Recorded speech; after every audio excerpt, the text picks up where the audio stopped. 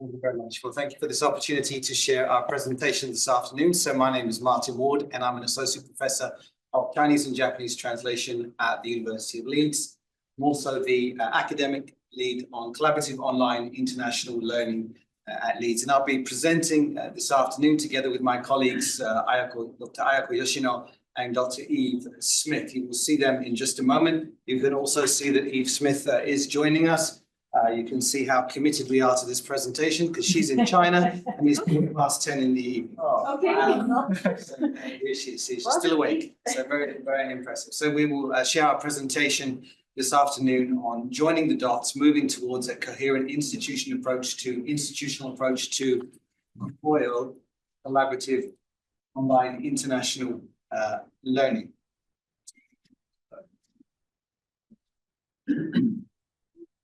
So I'll briefly talk about what COIL is, because I know that there may be some of us who are not familiar with COIL and the acronym, and also how it fits into internationalization at home, present a little bit about our institutional context at Leeds, and then we'll go into talking about the studies that we have been conducting over the last couple of years. And you can see the constituent parts there on the slides. And we'll finish off hopefully with an encouragement or challenge for you to consider and explore COIL at your own institutions. Internationalization at home has been defined as the purposeful integration of international and intercultural dimensions into the formal and informal curriculum for all students within domestic learning environments. So slightly away from the TNE, some of the TNE emphasis that we've been doing. This is about internationalizing domestic learning environments. I think COIL lends itself very well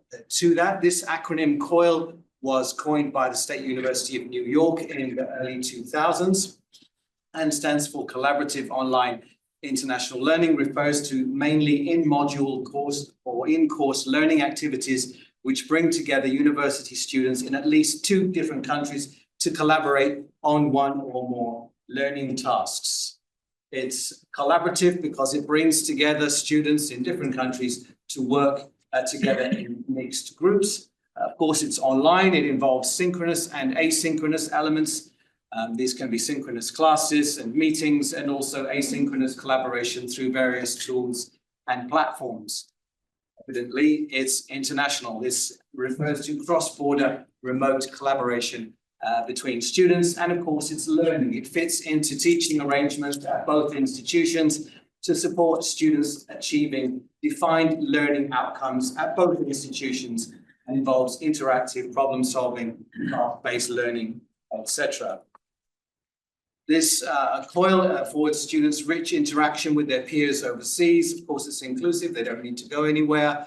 It doesn't cost them any money to travel, but this interaction within their discipline to support discipline-specific knowledge and skills development, collaborative working skills development, intercultural exchange, and enhanced employability. So it can contribute to a wide variety of crucial skills.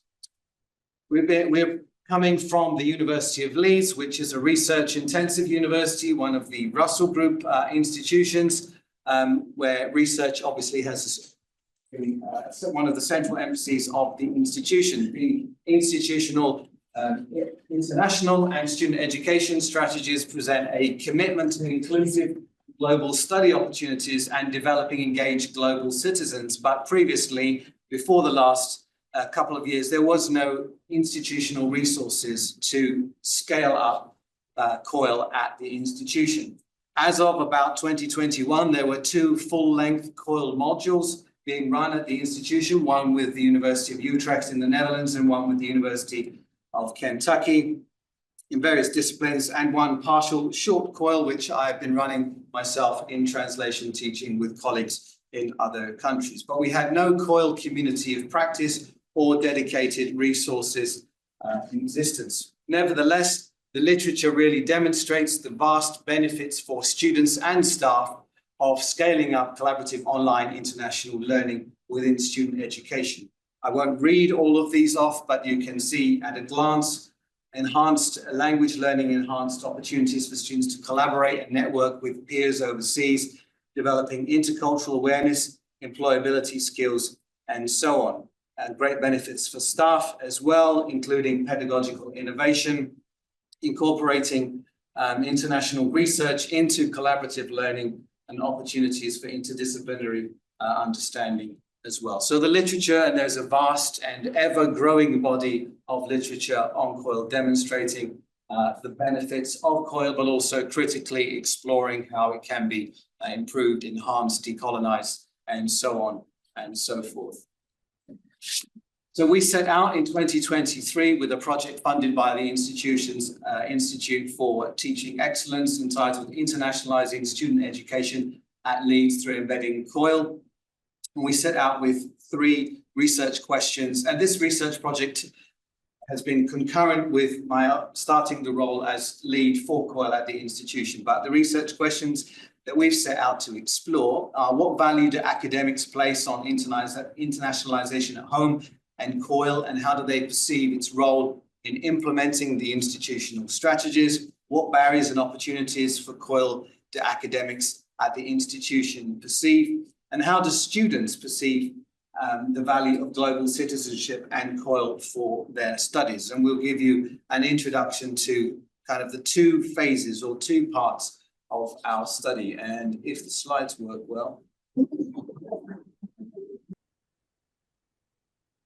So out of phase 1 of our project, we took this straight to practice. So the idea, what I want to demonstrate today, is how we've done the research and then implemented things within practice at the institution. So one of the things was to get an academic lead in place, which obviously happened. Last year, we ran a COIL showcase in June to demonstrate those examples of COIL already happening at the institution, and also give a place for colleagues who are currently developing COILs to give a talk. And this was very well received. We had over 60 people attend, and lots of inquiries came out of that. And it was kind of really the initial spark that ignited a lot of the practice that has happened since then. Following on from that, I then began to work on developing a resource sharing hub and a digital channel, of course, another Teams channel. I'm sure we're all on about 100 of those, but a channel to be able to connect people together who are interested in exploring COIL. I also worked on a digital hub containing guidance and case studies, development workshop series to facilitate colleagues to go from the place of knowing nothing about COIL to planning it and implementing it in their practice, and then internal and external facing events. So these are some of the things that we did out of the findings from phase 1 of the project.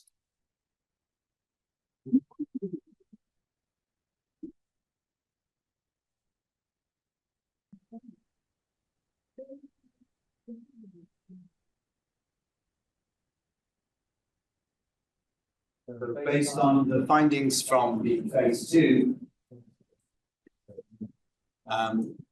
we have moved on to do some other things. So in a moment, at the end, I'll just put up a bit more information about this UK and Ireland COIL symposium that we're hosting at Leeds towards the end of April, hoping to further ignite COIL practice across the UK and Ireland as well. But we're also running another institutional showcase in June of this year, where we want to bring the student voice front and center. So this time, as well as having talks from experienced COILers and emerging COILers, there'll also be a student as well, where we'll have the chance to hear the voice and experience of students who have gone through COIL.